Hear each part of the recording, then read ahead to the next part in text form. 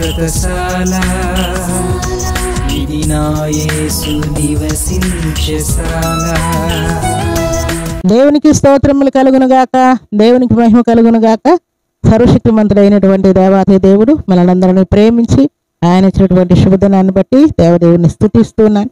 మీ అందరికీ శుభములు వందనములు తెలియజేస్తున్నాను. ప్రియులారా, ఈ శుభదినాన దేవుడు మనకిచ్చినటువంటి శ్రేష్టమైనటువంటి లేఖన భాగం చదువుకుందాం. ప్రియులారా, పరిశుద్ధ గ్రంథంలో నుండి కీర్తనల గ్రంథం 107వ అధ్యాయం 16వ వచనాన్ని చదువుకుందాం.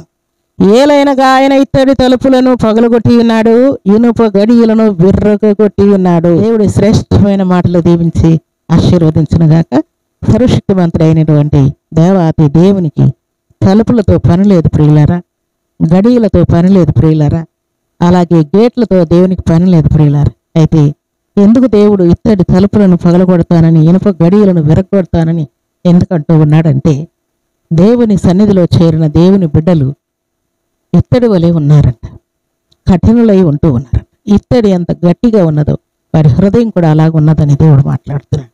అలాగే చాలామంది దేవుని ప్రజలు ఇనుప గడియల వలె ఉన్నారంట.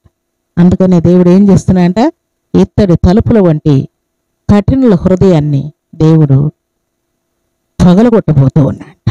ఇనుప గడియలను కూడా దేవుడు విర్రగొట్టబోతూ ఉన్నాడు. కఠినులందరూ కూడా కరుణగలిగిన వారైపోతూ ఉన్నారంట.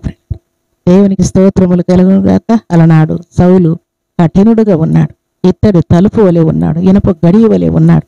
కరుణ లేదు, జాలి లేదు, ప్రేమ లేదు.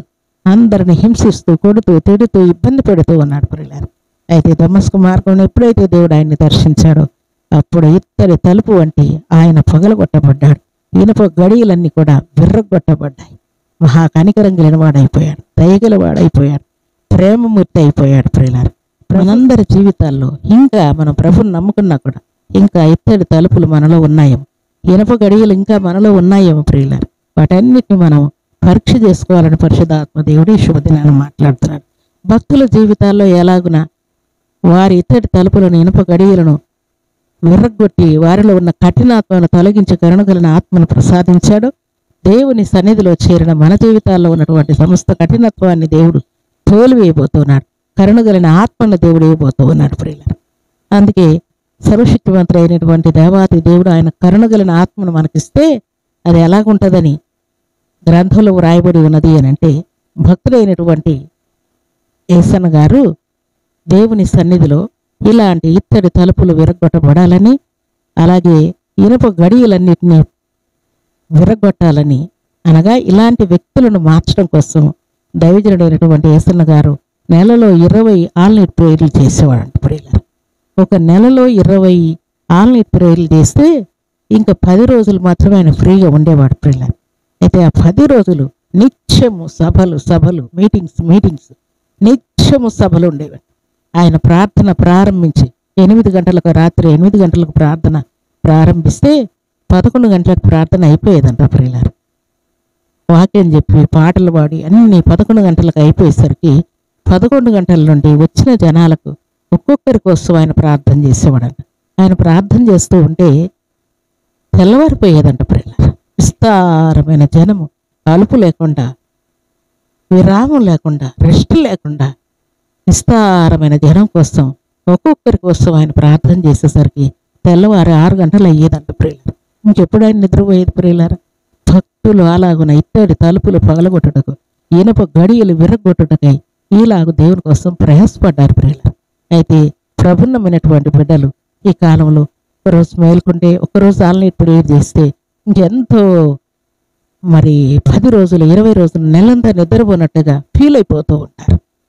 భక్తి కలిగినటువంటి వారు ఈలాగున రోజుల తరబడి ఆల్నైట్ ప్రేయర్లు చేసి దేవుని యొక్క ప్రభావాన్ని పొందుకుంటే, దేవుని సన్నిధిలో చేరిన మనం ఎంత ప్రార్థించాలి, మనం ఎంత నిద్రకు ప్రాధాన్యత ఇవ్వకుండా దేవుని కొరకు సాక్షులుగా జీవించాలి ప్రియులారా. ప్రభు సన్నిధిలో చేరిన మనమందరం కూడా భక్తులు ఎలాగున ఇత్తడి తలుపులు పగలగొట్టడానికి, ఇనుప గడియలు విరగొట్టడానికి ఎట్లు ప్రార్థించి ఆయన ప్రభావాన్ని కనపరిచారు. దేవుని సన్నిధిలో చేరినటువంటి మనమందరం కూడా ఎట్టి ప్రార్థనలు చేయాలని, దేవుని కోసం ప్రయాసపడాలని, అనేకుల అంతరంగాలు కఠినాత్మ కలిగినటువంటి వారందరి హృదయాలను పగలగొట్టి కరుణామణి యొక్క ప్రేమను వారు గుర్తించేవారుగా ఉండాలని దేవుడు కోరుకుంటున్నాడు. అలాగని మనం కూడా ఇంట బయట సంఘంలో సమాజంలో అనేకుల కోసం ప్రయాసపడి ప్రార్థించే వారముగా ఉండాలని దేవుడు కోరుకుంటూ ఉన్నాడు. అలాంటి కృపా భాగ్యం సర్వశక్తివంతుడు అయినటువంటి దేవాతి దేవుడు సర్వసమృద్ధిగా మనందరికీ అనుగ్రహించి ఆశీర్వదించును గాక.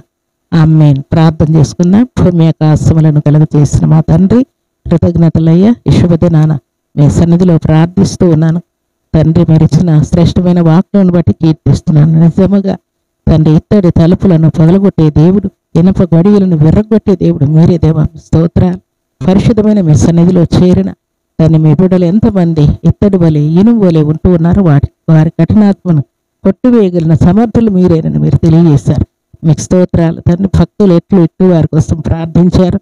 మీ సన్నిధిలో చేరిన మేమందరం కూడా అట్లు ప్రార్థించి పోరాడినట్లు మీ కృపను మెండుగా నిండుగా ప్రతిబిడ్డకు అనుగ్రహించమని, ఉదయకాల దీవెనలు సమృద్ధిగా ప్రతిబిడ్డకు దయచేయమని, అలాగూ తండ్రి వారికి ఉన్న వ్యాధులు, బాధలు, బలహీనతలు, కరువులు, కష్టములు, అప్పులు, కేసులు, అనారోగ్యాలు, దురాత్మ శక్తులు, చేతబడి శక్తులు, సమస్త నిందలు, అవమానములు కొట్టివేయమని, ఈ దినము తండ్రి మీ బిడ్డలు ప్రత్యేకమైన మీ ఆశీర్వాదం అనుభవించినట్లు సహాయం చేయమని, మీ శాంతి, మీ సమాధానం మీ బిడ్డల్ని ఏలనిమ్మని ప్రార్థిస్తూ మీ కృపగల హస్తములకు ఆయన మీ బిడ్డలను అప్పగించుకుంటూ మీరే మహిమ, ఘనత, ప్రభావాలు పొందమని, దీవించమని, శ్రేష్టమైన శక్తి గల మీ నామానికి స్తుతులు చెల్లిస్తూ మీ బిడ్డలను మీ కృపగల హస్తములకు అప్పగించుకుంటూ యేసుక్రీస్తు పరిశుద్ధమైన నామములు స్తుతించి ప్రార్థించి అడిగి వేడుకుంటున్నాము తండ్రి. ఆమేన్.